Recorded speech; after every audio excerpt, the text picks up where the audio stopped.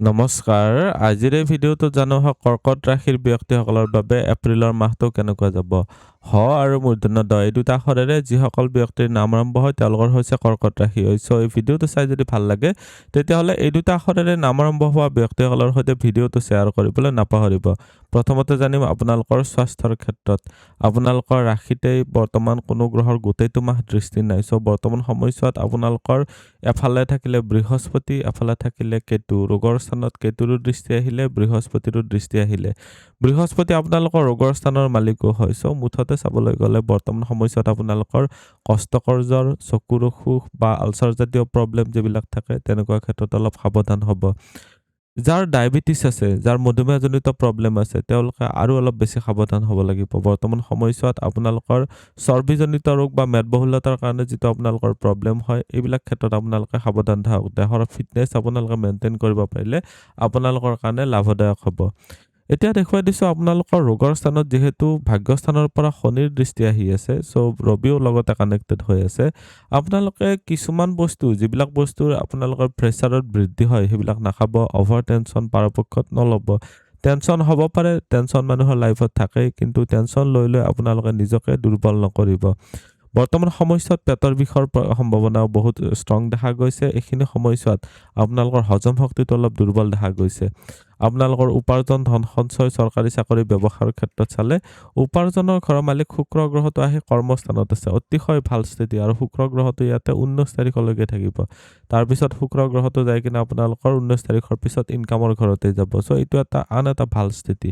বৰ্তমান সময়ছোৱাত আপোনালোকৰ সা-সম্পত্তিৰ ক্ৰয় কৰাৰ ক্ষেত্ৰত, গাড়ী মটৰ যান-বাহন লোৱাৰ ক্ষেত্ৰত বহুত ভাল দেখা গৈছে।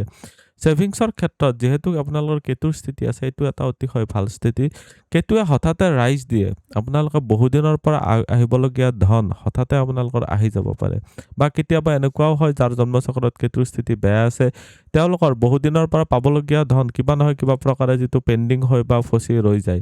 এইবিলাক ক্ষেত্ৰত ধ্যান ৰাখিব। যিহেতু আপোনালোকৰ ছাৰ্ভিচৰ ঘৰৰ মালিকে ছাৰ্ভিচৰ ঘৰতে যিহেতু দৃষ্টি দি আছে, আমি যিটো আনৰ তলতীয়া হৈ চাকৰি কৰোঁ, প্ৰাইভেট চাকৰি বা গভমেণ্ট চাকৰি দুয়োটা ক্ষেত্ৰতে ভাল দেখা গৈছে। অলপ এক্সট্ৰা এফৰ্ট দিব লাগিব, অলপ খৰচো কৰিবলগীয়াত পৰিব পাৰে। আপোনালোকৰ খৰচৰ ঘৰৰ পৰা যিহেতু ছাপৰ্ট দিছে, বৰ্তমান সময়ছোৱাত আপোনালোকে পাৰিলে কোচিং লওক বা আপোনালোকে নিজৰ কিতাপ এখন কিনাৰ নামতে পইচা খৰচ কৰক। আপোনালোকে চাকৰি প্ৰাপ্তিৰ ক্ষেত্ৰত সহায়ক হ'ব। ব্যৱসায়ৰ ক্ষেত্ৰত চালে ব্যৱসায়ৰ ঘৰৰ মালিক যাই কিনে ভাগ্যস্থানত গৈছে, অতিশয় ভাল স্থিতি। এইখিনি সময়ছোৱাত ব্যৱসায়ৰ ক্ষেত্ৰত শত্ৰু দমনো এইখিনি সময়ছোৱাত কৰিব পাৰিব। কিন্তু আপোনালোকৰ সৰু সুৰা ভ্ৰমণ কৰোঁতে, চাপ'জ ব্যৱসায়ৰ সূত্ৰে ক'ৰবাত যাবলগীয়া হৈছে, এইবিলাক ক্ষেত্ৰতে কাৰোবাৰ নহয় কাৰোবাৰ সৈতে বাক বিতণ্ডাৰ সৃষ্টি হ'ব পাৰে, তাৰ প্ৰতি অলপ ধ্যান ৰাখিব লাগিব। আপোনালোকে ইনকামত বৃদ্ধিৰ কাৰণে অলপ এক্সট্ৰা মেহনতো কৰিবলগীয়াত পৰিব। এতিয়া দেখুৱাই দিছোঁ আপোনালোকৰ ভাগ্যপিতা ধৰ্ম বা গুৰুজনৰ ক্ষেত্ৰত কেনেকুৱা হ'ব। ভাগ্যস্থানত শনিৰ স্থিতি, ৰবিৰো স্থিতি আছে। 14 তাৰিখলৈকে শনি গোটেইটো মাহে আছে। চাবলৈ গ'লে বৰ্তমান সময়ছোৱাত আপোনালোকে ষ্ট্ৰিক্ট ডিচিপ্লিন মেইনটেইন কৰিবলগীয়াত পৰিব। এইখিনি সময়ছোৱাত ৰবিৰ ফালৰ পৰা আপোনালোকে নিশ্চয় বেনিফিটেড হ'ব পাৰিব 14 তাৰিখলৈকে। তাৰপিছত ৰবি যাই কিনে তুংগী হ'ব। অতিশয় ভাল স্থিতি। এইখিনি সময়ছোৱাত আপোনালোকে নিশ্চয় বেনিফিটেড হ'ব পাৰিব। পিতাৰ ফালৰ পৰা ষ্ট্ৰিক্ট ডিচিপ্লিন মেইনটেইন কৰাব। এইখিনি সময়ছোৱাত আপোনালোকৰ শিক্ষাগুৰু আপোনালোকৰ প্ৰতি অলপ কঠোৰ হ'ব পাৰে। আপোনালোকে যিমানখিনি পাৰে সিমানখিনি জ্ঞান আহৰণ কৰক, আপোনালোকৰ কাৰণে বেনিফিচিয়েল হ'ব। ধৰ্ম কৰ্মৰ ক্ষেত্ৰত বৰ এটা বহুত ভাল নহয়, তথাপিও আপোনালোকৰ মেডিটেশ্যনৰ কাৰণে ভাল। এইবিলাক ক্ষেত্ৰত ভাল দেখা গৈছে। প্ৰেম প্ৰসংগ বা বৈবাহিক জীৱনৰ ক্ষেত্ৰত চালে যিসকল অবিবাহিত আছে তেওঁলোকৰ কাৰণে কৈছোঁ যে আপোনালোকৰ 2 এপ্ৰিল তাৰিখলৈকে অলপ স্থিতিটো ভাল নহয়। 2 এপ্ৰিল তাৰিখৰ পিছৰ সময়ছোৱা অলপ বিৰক্তিটো বাঢ়িব হয়, কিন্তু আপোনালোকৰ লাভ ৰিলেশ্যনশ্বিপটো অলপ ষ্টেবলভাৱে আহিব, ভালৰ পিনে আহিব। 2 তাৰিখৰ পিছৰ সময়ছোৱাত আপোনালোকৰ যিহেতু আপোনালোকৰ প্ৰেমৰ স্থানত অলপ পাপগ্ৰহৰ এছ'চিয়েশ্যন হৈ আছে বা পাপগ্ৰহৰ প্ৰভাৱতে আছে, শুভ গ্ৰহৰ এছ'চিয়েশ্যন হোৱা নাই। 19 তাৰিখৰ পিছত অৱশ্যে ভাল হ'ব।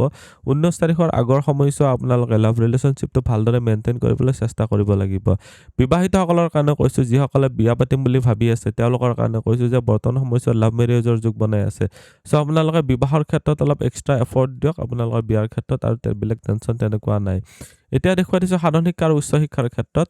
সাধাৰণ শিক্ষাৰ ঘৰত আপোনালোকৰ শুক্ৰ গ্ৰহটোৰ দৃষ্টি আছে 19 তাৰিখলৈকে, বৃহস্পতিৰো দৃষ্টি আহিছে, ৰাহুৰো দৃষ্টি আহিছে। অতিশয় ভাল স্থিতি। আপোনালোকে যিমানখিনি কষ্ট কৰিব তাতকৈ দুগুণ ফল আপোনালোকে এইখিনি সময়ছোৱাত লাভ কৰিবলৈ পাৰিব। উচ্চ শিক্ষাৰ ক্ষেত্ৰত চালে উচ্চ শিক্ষাৰ ঘৰত আপোনালোকৰ ডাইৰেক্টলি কোনো এছ'চিয়েশ্যন হোৱা নাই। 19 তাৰিখৰ পিছত শুক্ৰ গ্ৰহটোৰ দৃষ্টিৰ কাৰণে ইলেক্ট্ৰনিক্স ৰিলেটেড ক্ষেত্ৰ বা আপোনালোকৰ ফেশ্বন ডিজাইনাৰ বা আপোনালোকে আৰ্কিটেকচাৰ টাইপৰ যিবিলাক আপোনালোকে ড্ৰয়িং যদি বনায় তেনেকুৱা ক্ষেত্ৰত যদি আপোনালোকে কাম কৰি আছে আপোনালোকে নিশ্চয় বেনিফিটেড হ'ব পাৰিব ইনফৰমেশ্যন টেকন'লজি বা কম্পিউটাৰ ৰিলেটেড কামৰ ক্ষেত্ৰতো আপোনালোকে নিশ্চয় লাভান্বিত হ'ব পাৰিব আজিৰ এই ভিডিঅ'টোত আমি জানিলোঁ কৰ্কট ৰাশিৰ ব্যক্তিসকলৰ বাবে এপ্ৰিলৰ মাহটো কেনেকুৱা যাব ভিডিঅ'টো চাই কেনেকুৱা লাগিলে কমেণ্টত নিশ্চয় জনাব আপুনিও যদি আপোনাৰ বিষয়ে জানিব বিচাৰে তেতিয়াহ'লে হোৱাটছএপত কণ্টেক্ট কৰিব পাৰে ধন্যবাদ এইটো ভিডিঅ'ত আগবঢ়োৱা জ্ঞানখিনিৰ পৰা যদি আনৰো উপকাৰ হ'ব ভাবে তেনেহ'লে বন্ধুবৰ্গ আত্মীয় স্বজন আৰু চিনাকি মানুহৰ সৈতে শ্বেয়াৰো কৰিব আপোনালোকে নেক্সট ভিডিঅ' কিহৰ ওপৰত চাব বিচাৰে কমেণ্টত জনাব ধন্যবাদ